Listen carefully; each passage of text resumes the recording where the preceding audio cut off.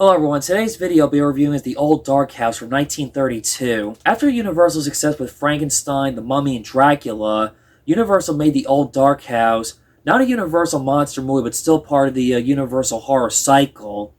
There's no supernatural, it's all about suspense, atmosphere, social commentary on class, also dark comedy with witty dialogue. The Old Dark House was directed by James Whale. Fresh off his success with Frankenstein, Universal hired him to direct this movie. It's based on a 1927 novel, Be Knighted by J.B. Priestley. The movie stars Boris Karloff, Gloria Stewart, who you may or may not recognize. She played Old Rose in Titanic. She was very attractive. Melvin Douglas, Charles Lawton, Liam Bond, Ernest Thesiger, Ava Moore, Raymond Massey, Bremer Willis, and Elspeth Dudgeon. The movie's about three people, a couple and a bachelor, driving in the middle of nowhere in a brutal thunderstorm. They find this old house in the middle of nowhere and have dinner with the Horace family. This movie is an example of one of the first early horror movies where you have a group of people lost, have no idea where they are in the middle of nowhere, and come across this abandoned house and end up in a crazy situation that happens to them for no reason. This feels like House on Haunted Hill meets Scooby-Doo. In a way, this movie feels like something that would be done on a Scooby-Doo episode. Boris Karloff, after success with playing the monster in Frankenstein, in this movie plays another mute, scary character, a butler. Morgan is an alcoholic. It makes me wonder if his character was secretly voiced, was ruined to make sure he does not talk and speak the truth of the dark secret behind the family. He's very horny for Margaret, too, in this movie. Anytime he's alone by himself with Margaret, he basically, tries to rape her. Gloria Stewart, once again, was in another good classic horror movie. After Invisible Man, Wales wanted her for this movie. I'm not sure if I mentioned this in my Invisible Man movie review. You can point out her character and her roles in early horror movies as a pre-scream queen before it was established around that time, but I'm not sure you consider her the first scream queen actress. The part when Margaret goes upstairs and she meets the great-grandmother, it's her glimpse of old age and how Margaret's afraid to grow old after meeting the great-grandmother. Her family neglect her in reverse, the grandchildren abuse and neglect her. It's the horror on old age and youth.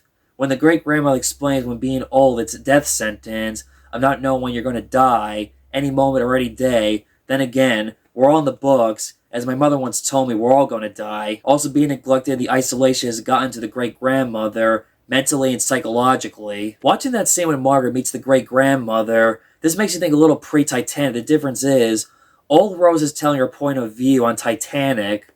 The great-grandmother scares Margaret on getting old, and that she would not be young and beautiful forever, which is true. We are going to grow old at some point in life, and not stay young forever. Ernest Thesiger is great in this movie, as good as Dr. Pretorius in The Bride of Frankenstein.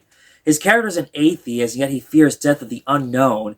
He's rude, neurotic, very creepy and scary sometimes. His sister Rebecca is a mean, bossy bitch sometimes. This was Charles Lawton's first American film. He was a well-known British actor before he was recognized as an American actor. It's not that he does not love his first wife.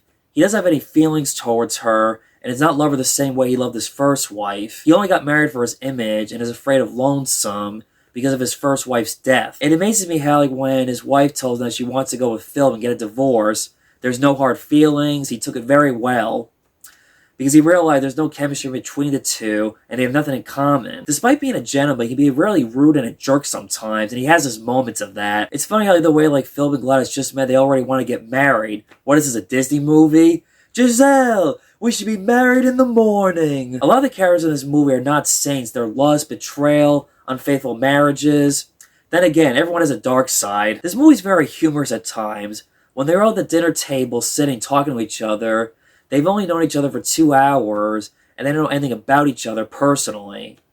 How many times in life have you been in that situation, having dinner or lunch with somebody you just met randomly, with some total stranger you don't know personally, that you've only known for a short period of time? I'll never forget the first time I saw this movie as a little kid on DVD.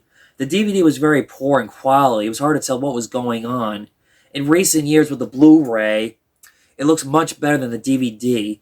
Very rarely I would say this, the Blu-ray is better than the DVD with its image quality, because it has a much clearer picture. You can tell what's going on. Some movies I watch on Blu-ray can be hit or miss. This movie and other 1920s and 30s horror movies, or movies in general, look great on Blu-ray, are an exception compared to anything that came out recently that was modern. Another great horror gothic atmosphere, especially the thunderstorms, add to the creepy atmosphere, sets the mood, meaning that something bad is going to happen. When this movie first came out, it didn't do bad or poorly. It did have an audience at the time or a fan following until decades later. In 1963, William Castle remade it. It was considered a lost film until it was discovered and found in 1970. You may think this movie is outdated, but this is still a great 1930s horror gothic atmosphere horror movie with more to offer.